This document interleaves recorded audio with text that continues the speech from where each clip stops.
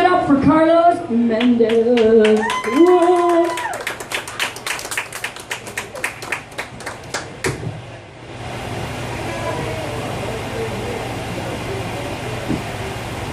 This is awesome. Look at all you guys out on the town with your friends having fun. Yes! Do you ever just want to kill yourself? Except you don't have the balls to do it. So to make it easier on you and add an element of surprise to that shit, you start asking for a bunch of rides from drunk drivers. Just fuck it. My friends are starting to catch on to that. They're like, Carlos, if you want to crash so bad, why don't you drive? And I tell them, are you fucking kidding me? The drunk driver is the one motherfucker that always survives. That's why we have DUIs in the first place. See, because if we lived in a world where everybody except the drunk driver always lived, they wouldn't even call it a DUI. They just call it, hey man, I really hope you make it back okay. Now on the ride over, to bump that probability up just a little bit more, I'll start fucking with the driver. Like, hey, I think you just got a text. You should probably read that. No, right now, it sounded important. Or, look man, I know you're on your second strike and everything, but I think that squad car is trying to race here. Are you really gonna take that shit? You pussy. Let's get this out of the way. Yes, I am dressed up. No, it's not for you guys. It's for my family. For when I ask one of you drunks for a ride home after the show, I want to look good for the open casket.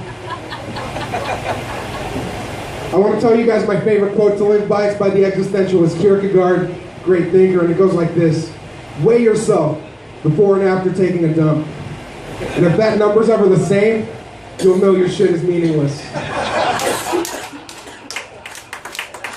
Thank you. I was at a coffee shop in La Jolla the other day when they were playing that gangster rap. Good old La Jolla. Taking in black culture the only way they know how. Behind the safety of speaker systems and gentrification. Cops are in the news a lot lately, not good things. I don't know if you guys heard, but police brutally beat down an adorable little black girl in Ferguson for, quote, stealing strangers' hearts. Stealing strangers' hearts. The universe is amazing, you guys. Just the fact that we exist is incredible. Because if you think about it, if the Big Bang Theory is true, and so far it hasn't been disproven, what happened was there was a huge explosion and the universe was expanding, and since the universe is still expanding, that explosion is still going on now, and we were created within that. That's like a flower blooming out of a mushroom cloud. Whoa, I'm not even high.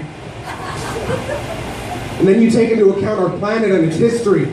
Dinosaurs, the rise and fall of empires, the industrial age technology, and soon we're going to reach the stars, and I masturbate for a hobby. Now here's some fellow hobbyists out there.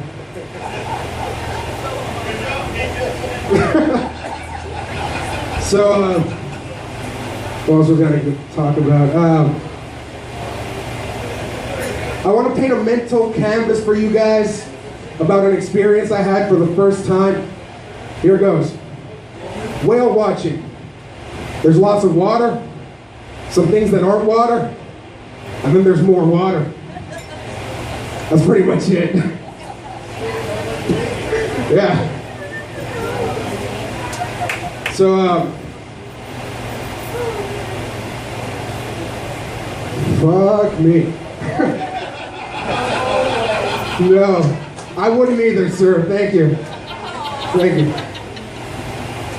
What was I going to say? Okay. I think that pussy is a lot like a favorite TV show. When it's fresh and new to you, you love it, and you want it to be renewed next season. But after a couple of years, it starts to get old and predictable. And you think, sure, I don't want it to get canceled. I've already invested so much time into this. But at least add a new cast member or something. I don't know if you can tell from that last joke, but I am single. I'm not the best looking guy there is, so I gotta do whatever I can to help my odds with the ladies. And a small change I've made recently, is instead of normal socks, I'm using dress socks now. Today I'm rocking the fancy browns. Yeah. I do it to give women a false sense of security, so that they think, oh, he's probably gay, so if I talk to him, nothing's really gonna happen. That's where I go like, ha, wrong bitch. Now you have to use Plan B tomorrow. Because fuck condoms, right? We have penicillin for a reason. I don't know if you guys heard the good news. Costco started selling the Plan B, the morning after pill. It's great. You don't even need a prescription. You go in there, you save money. The thing is, Plan B is the name brand. And I'm a real Jew when it comes to buying shit. I wish there was a way to save even more money. I don't know, maybe call it, have the generic version, call it something like Kirkland Instaboard.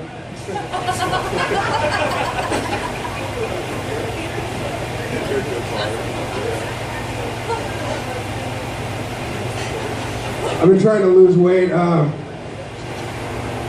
when I was a kid, I was still learning, so I would take everything literally. And my teachers used to tell me, dream big. Now look at me. Those fucking assholes. I have been trying to eat better though. I've reduced my salt intake to lower the water weight. I started thinking recently, maybe I should start cutting myself for the first time in my life to reduce that pesky blood weight. I've been going to the gym a lot lately, trying to lose weight, like I said, get skinnier. And people that know me, they come up to me and they tell me, man, that's great, you're doing something positive for yourself, keep it up. And I don't have the guts to tell them, like, no, it's not positive. I just want there to be less of myself for me to hate.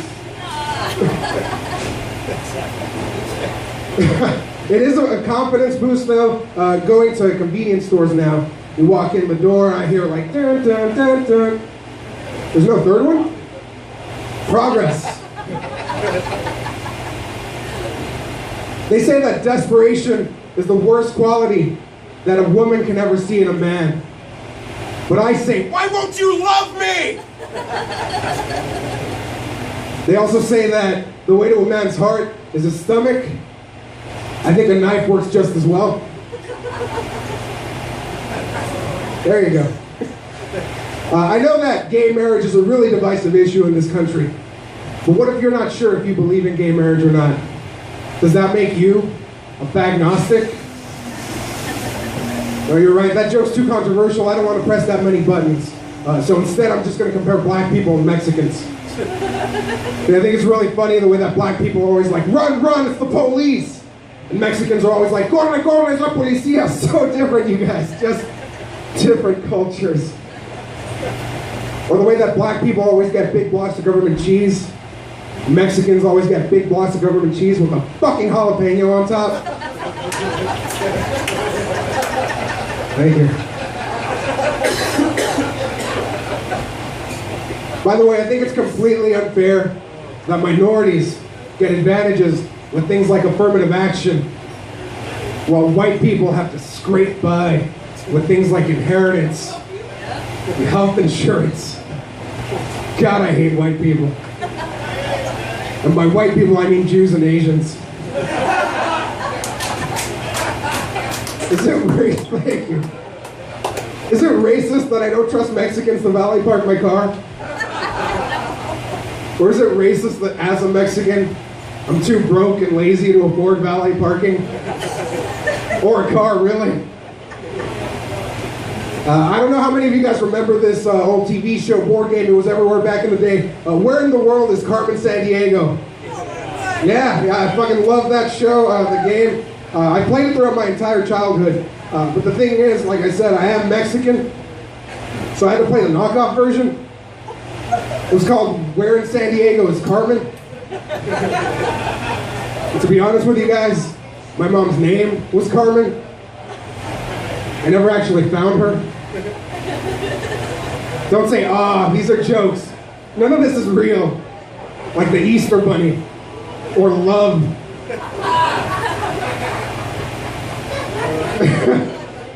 I was dating a girl for 2 years, And I wasn't going to jump into marriage anytime soon because honestly, I'm not into jumping of any kind, really. But I really thought she was the one. In fact, I knew exactly where and how this girl was going to be proposed to. And apparently so did she. That was anywhere, by absolutely anyone else. I'm sorry to get so serious and vulnerable with you guys, but when she broke up with me, she said she couldn't really love me anymore because she realized that I would never learn to love myself. And I told her, of course not. Because if you really think about it, what is love? Baby, don't hurt me. Don't hurt me no more. There you go. She told me I was combative and unlikable. And I said, no, fuck you. I'm fucking likable. That might explain why my longest relationship has been with alcohol. I got home late the other day. I didn't realize it. It was actually family game night, and I love family game night. Thankfully, they were really cool about it. They were all sitting around the table. They left me a spot in the middle. So I sit down, they hand me the rule book, a small little pamphlet, and they start playing. One by one, they start saying really nice things about me and crying, and I'm laughing. Man, I love that game intervention, you guys. It's the best. They keep saying I don't win, though, so I guess I don't get the rules. Speaking of, how many of you guys are having drinks tonight? Let me hear it. Good, good. I can't afford them. I'm broke. I'm currently worthless at the moment, or as other people call it, unemployed. And now, being unemployed, I find myself having a new hobby, mainly filling out a bunch of job applications. I would say comedy is my hobby, but I see it more as a part-time job, where I get paid, and blank stares, and the occasional chuckle. The worst part about filling out so many applications, though, is never getting a call back, even if you don't get the job. It's soul-crushing, and it breaks you down, you know, as an individual. Like not getting a laugh after that great line. It's too late, buggers. How many of you also like the fact that when you fill out an online application, they're like, send your resume as an attachment. Cool, I had that ready. Here you go. They're like, awesome, we got that. Now spend the next hour filling out that exact same information individually. I don't know why they don't want me though. Maybe I should stop filling out my application with my lazy@hotmail.com email address. Here's the thing though, right now I'm cool, calm, and collected for you guys. But at home, I'll find myself screaming at no one in particular, just angry, like I gave you my goddamn social security number and you won't even give me a courtesy fuck you call? Like, hey, we don't want you here. So that I'm not at home, just hoping for anything, which really I'm old enough now to learn not to do stupid shit, you know, like hope. So that never works. Worst example of this, I filled out an application for a library assistant's position. I turned it in half an hour before the cutoff time. I told them sorry. The lady said, don't worry about it. It's been up for a month, and you're the only one that's applied. With half an hour to go, I don't think anyone else is going to make it in time, so I'm pretty sure you got the job. I go home just happy, like, yes! And then I jerk off, because I can finally afford the fucking lotion. And I wait, and a week goes by. And do you know what they did? They canceled the position. That's right, instead of giving it to the one person that they could have helped, wanted the job, had the qualifications, mainly, can you alphabetize, are you literate? They just didn't, and it sucked. It was like losing an election, only I was running unopposed. I was just at home, depressed. To be honest with you guys, I still don't know what to say about it, even now in front of all of you, other than, I guess, that shitty feeling you guys have because I gave this joke such an anticlimactic ending. It's just a fraction of what I felt when they didn't give me that fucking job. Before I go, I want to say a joke for the ladies in the audience. Ladies, let me hear you. Oh, you're actually interacting with me now. Okay, that's new. So, I was walking around the other day and somebody stopped me in the middle of the street and they asked me, hey Carlos, is it true that you're willing to eat a girl's ass out during sex? And this is where I like to pause the joke and ask the ladies in the audience, how many of you actually enjoy that personally? No one's gonna own up to it? Like it isn't a thing? You know, you're not lying to me here. You're lying to yourselves and to God. Anyways, they asked me, is it true that you're willing to eat a girl's ass out during sex? And I said, well, look at me. Clearly, I'm willing to eat anything. So why not eat a girl's ass out during sex? And they said, are you serious? And I said, no, not mayonnaise. That shit's disgusting. Thank you very much. Thank you for your service. You guys have been great. My name's Carlos Mendez.